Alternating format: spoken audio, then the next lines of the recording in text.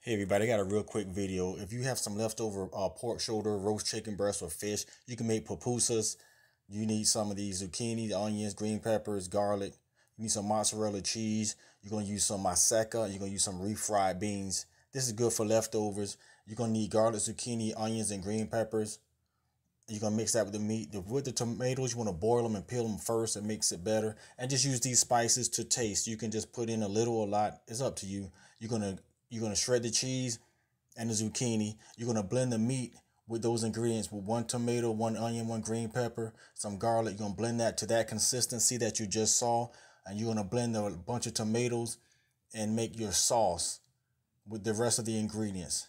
Look at the maseca, cold water, and you're gonna knead it, make it the consistency of dough, and then you're gonna flatten out your maseca, flatten out your tortilla, and you're gonna see this is the zucchini. I put in the refried beans. Here's the meat going in right there, and in the back you see the cheese. You can put the cheese in. You're gonna form this thing. You're gonna flatten it out. Now remember, the sauce has been already made in the blender with the peeled tomatoes and the garlic, and you can pretty much kind of get it to taste the ingredients you like. I don't like cilantro that much, or they call it coriander. I don't like it too much, but at any rate, you can make it the way you want.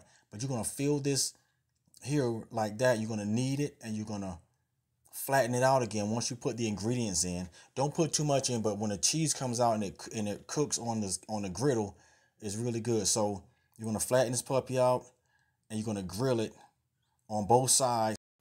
Be blessed.